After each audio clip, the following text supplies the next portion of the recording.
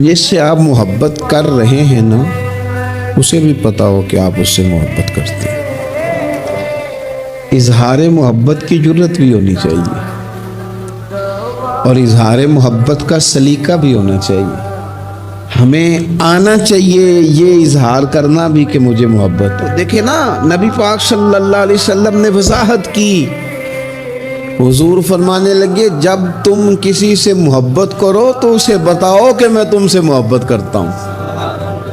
مشکات دیکھیے نا، حدیث موجود ہے، فرمایا اسے کہو میں تم سے محبت کرتا ہوں۔ معنی کیا ہے؟ اسے بتاؤ تاکہ اس کے دل میں بھی تمہاری محبت پیدا ہو جائے۔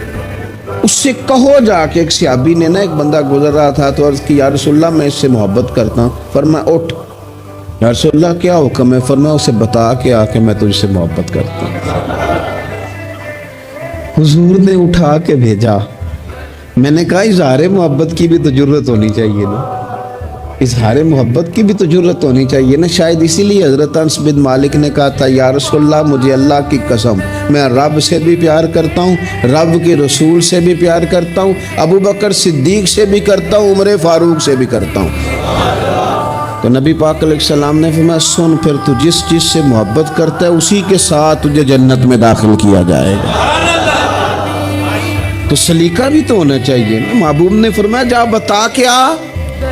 تو صحابی گئے، جا کے کہا کہ میں اللہ کی رضا کے لیے محبت کرتا ہوں تم سے۔ تو وہ بھی صحابی تھے، کہنے لگے اچھا اگر تو رب کی رضا کے لیے مجھ سے محبت کرتا ہے تو میری دعا ہے رب بھی تجھ سے محبت ہی کرے۔